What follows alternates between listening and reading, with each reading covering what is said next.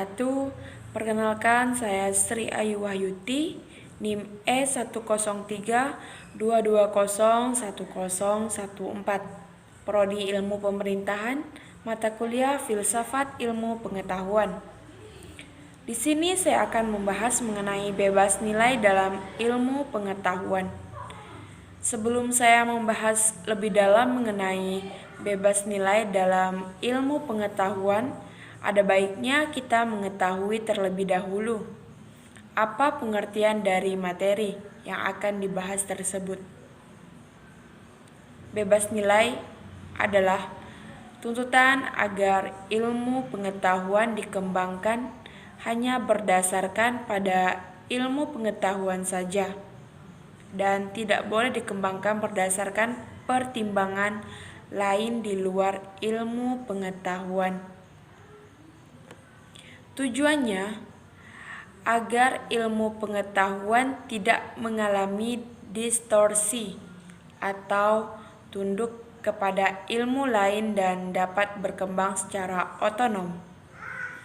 Selanjutnya adalah mengenai filsafat ilmu, yaitu dikenal ada dua kecenderungan dalam konteks mengenai tentang bebas nilai dalam ilmu pengetahuan. Yang pertama, adanya kecenderungan politan elitis, yaitu merupakan pengembangan nilai pengetahuan itu harus bebas nilai, di mana ilmu pengetahuan dikembangkan untuk diri sendiri, bukan untuk kepentingan di luar ilmu pengetahuan. Di dalam konteks politan elitis tidak ada yang disebut dengan konsep link and match, yaitu kesesuaian antara ilmu pengetahuan dan hal lain di luar ilmu pengetahuan. Yang ada dalam konteks politan elitis, ilmu pengetahuan itu dikembangkan untuk ilmu pengetahuan itu. Ilmu pengetahuan sendiri tidak untuk yang lain. Pengembangan ilmu pengetahuan tidak boleh berdasarkan politan atau politis atas pertimbangan ekonomi atau atas pertimbangan sosial atau atas tekanan politik. Ilmu pengetahuan kecenderungan politan elitis ini adalah untuk ilmu pengetahuan bahwa kecenderungan politan elitis berpandangan menurut politan elitis bahwa tujuan dari ilmu pengetahuan itu untuk ilmu itu sendiri, karena tidak boleh mempertimbangkan nilai-nilai di luar dirinya. Karena itu ilmu pengetahuan harus bebas nilai. Selanjutnya adalah dua kecenderungan pragmatis, di mana pengembangan ilmu pengetahuan itu tidak bebas nilai, di mana ilmu pengetahuan tidak semata-mata dikembangkan untuk pengetahuan sendiri. Ilmu pengetahuan dikembangkan untuk tujuan tertentu. Tujuan utama ilmu pengetahuan menurut kecenderungan pragmatis adalah kemanfaatannya bagi kemanusiaan.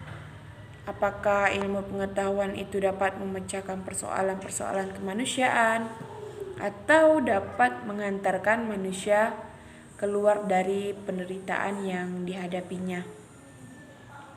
Dan dari kecenderungan politan elitis, yaitu sebaliknya dari kecenderungan pragmatis, adalah untuk menciptakan atau dikembangkan karena memiliki manfaat lagi kemanusiaan. Atau tidak bebas nilai harus mempertimbangkan nilai-nilai atau manfaat apa yang bisa diperoleh dari pengembangan pengetahuan itu sendiri. Kecenderungan pragmatis mengatakan tujuan dari pengembangan ilmu pengetahuan itu bukan untuk diri sendiri, tapi untuk kemanusiaan. Dalam artian di sini bahwa manusia ilmu pengetahuan harus memiliki manfaat bagi kemanusiaan.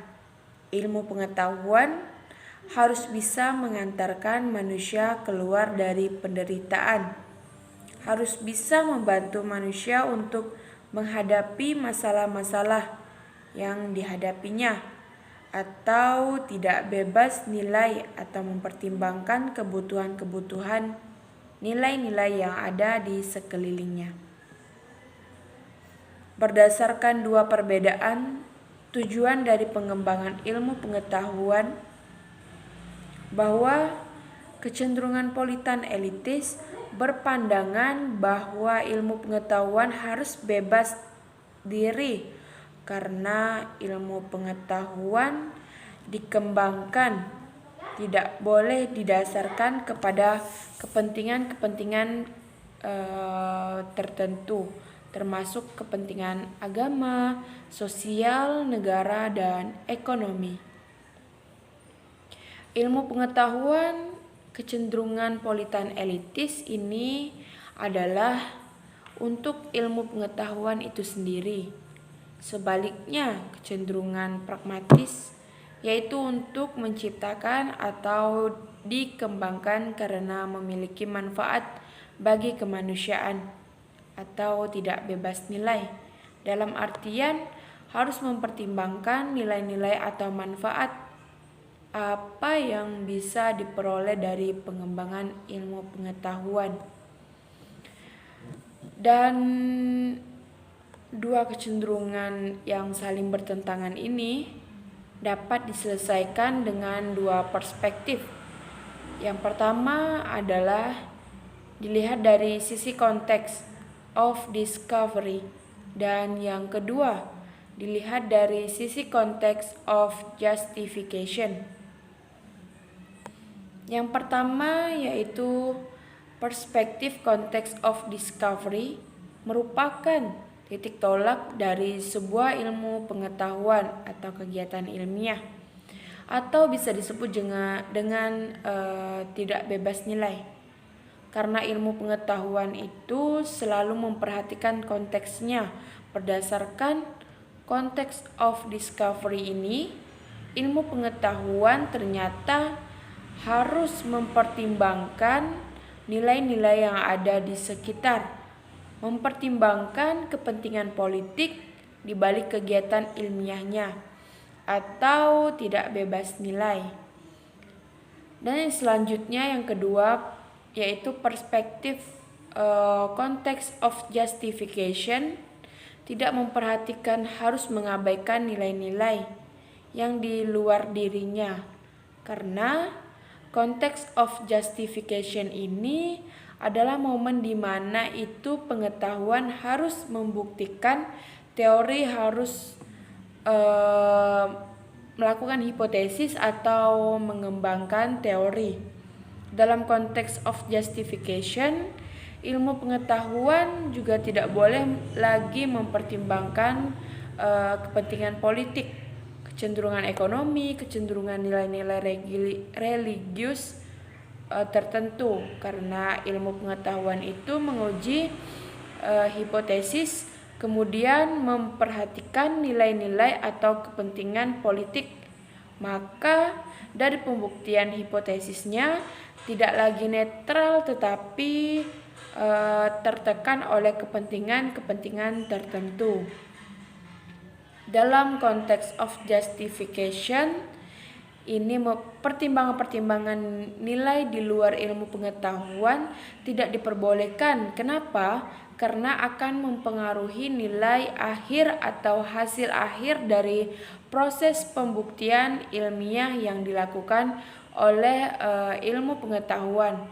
Tetapi saat ilmu pengetahuan melakukan pengkajian atau penelitian ini masih boleh mempertimbangkan nilai-nilai lain di luar dirinya. Tetapi ilmu pengetahuan membuktikan teori atau hipotesis, dia tidak boleh memperhatikan nilai-nilai yang ada di luar dirinya. Baiklah, hanya ini yang dapat saya sampaikan mengenai bebas nilai dalam ilmu pengetahuan. Saya ucapkan Wassalamualaikum warahmatullahi wabarakatuh.